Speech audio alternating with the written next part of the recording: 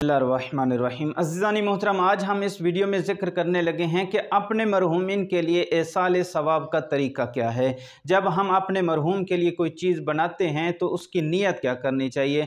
अगर हम अपने मरहूम के लिए कोई चीज़ किसी को हदिया करते हैं, मस्जिद बनवाते हैं, तो उसकी नीयत क्या करनी चाहिए, किस तरीके से मरहूम तक वो पहुंचती है।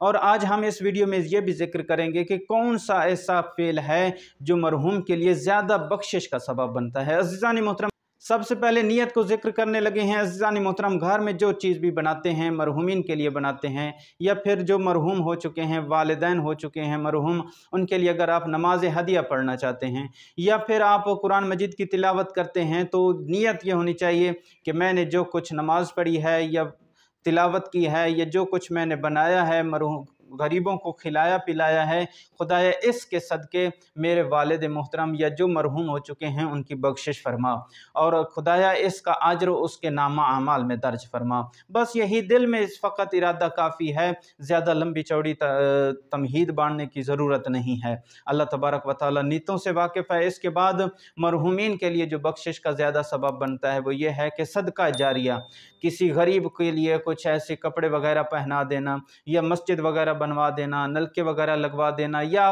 लोगों के फ़ायदे के लिए कुछ ऐसा काम कर देना जिससे लोग इस्तिफ़ादा करें और उसका जो सवाब है वो अपने मरहूमीन के नाम अमाल में पहुंचता रहता है, और ये सबसे ज़्यादा है।